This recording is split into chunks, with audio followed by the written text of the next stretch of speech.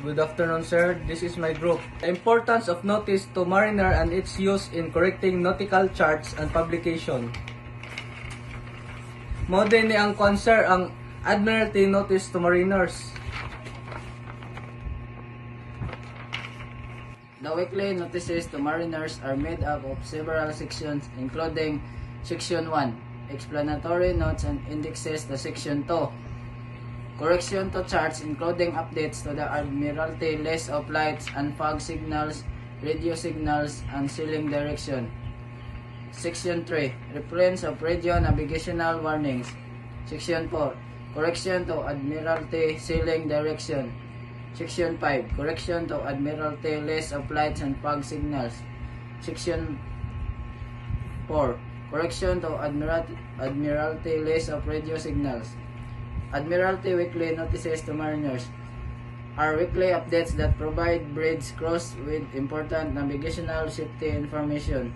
They are correction to nautical charts and publication. Kini nga mga pag-update importante alang sa mga tripulante sa barko kay kini naghatag og labing bagong kasayuran bahin sa seguridad ug navigational safety. Harbor and Apport Charts. Dara sir. Ang harbor chart ug apport charts mga importante nga tipo sa nautical charts nga gigamit sa mga mariner alang sa luwas nga navigate sa mga harbor ug mga agianan padulong sa mga port. Coastal charts. Ang coastal charts mga mapa nga naghatag og detalya do nga impormasyon bahin sa mga baybayon nga mga isla ug mga dagat sa usa ka partikular nga lugar. Gigamit kini sa mga mariner ug mga navigator or mahibal-an ang mga kahimtang sa tubig, ang mga kahimtang sa yuta ug ang mga potensyal nga peligro sa usa ka lugar. List of radio signal.